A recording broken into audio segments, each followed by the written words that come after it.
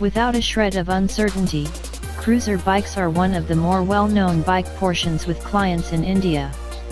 What's more, it was Bajaj Auto, which made purchasing cruiser bikes reasonable for the majority with the primary Avenger in 2005.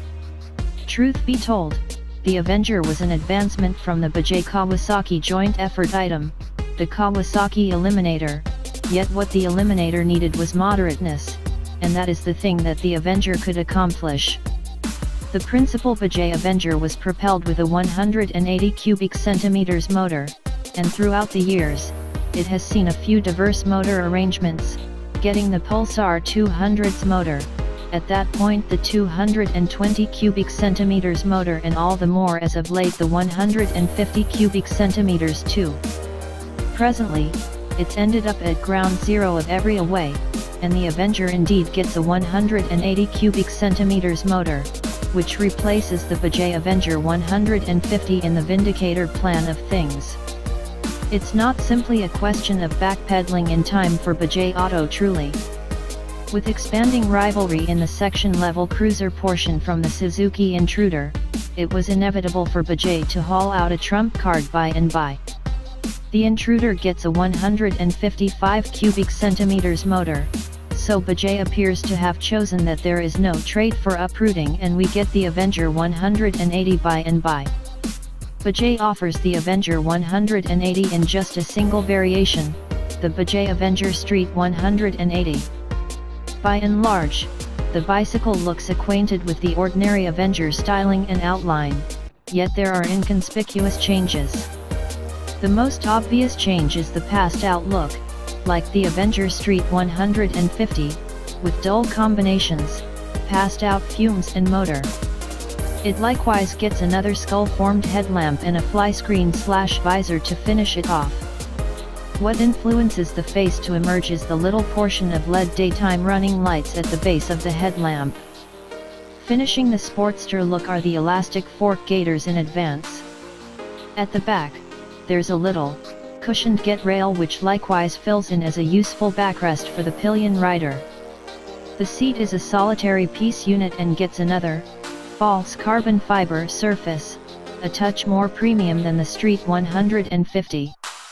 The instrument support has been overhauled, with the obvious lights proceeding onward to a little comfort on the fuel tank. The meters are simple, with a little advanced screen showing trip meters and the odometer. We would have beyond any doubt preferred it progressively if the Avenger 180 had a completely advanced instrument reassure like the Avenger 220. To keep the look of the bicycle chic and urban, Bajaj has not put any chrome components on the Avenger Street 180.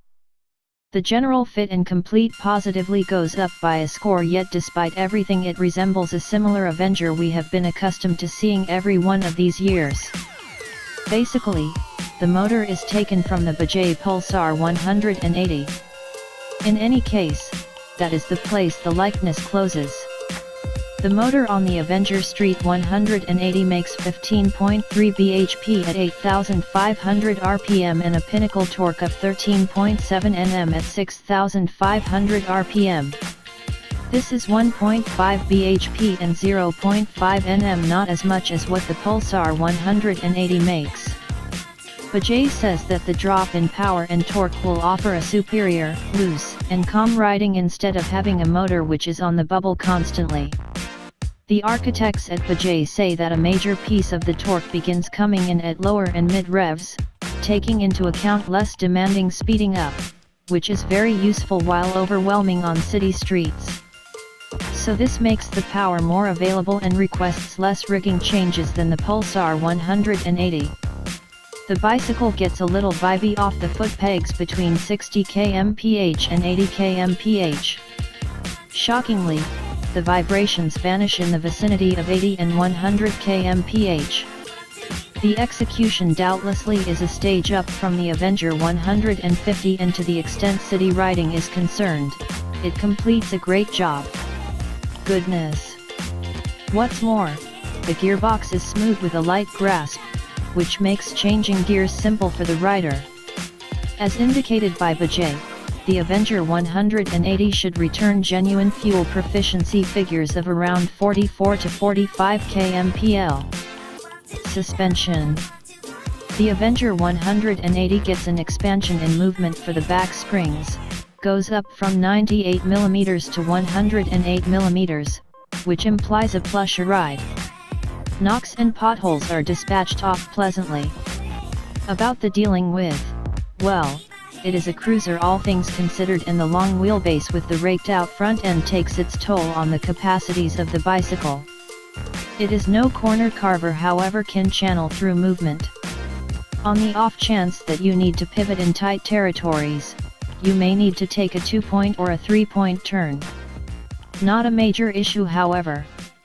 Braking is dealt with by a 260mm plate in advance and a 130mm drum brake at the back. Halting force is sufficient, however the vibe is wooden. It could have been something more, and a back plate brake is missed. The Bajaj Avenger Street 180 has just been propelled in India at a cost of 85,500, ex-showroom Delhi, a few months prior. To the extent esteem for cash and allure is concerned, the Avenger surely offers great value for your money. The quality has gone up, certainly, yet could have been surprisingly better. There is no characteristic opponent for the Avenger Street 180 starting at now. The nearest adversary would be the Suzuki Intruder, however it is estimated at 99,995, nearly 15,000 more costly than the Avenger Street 180.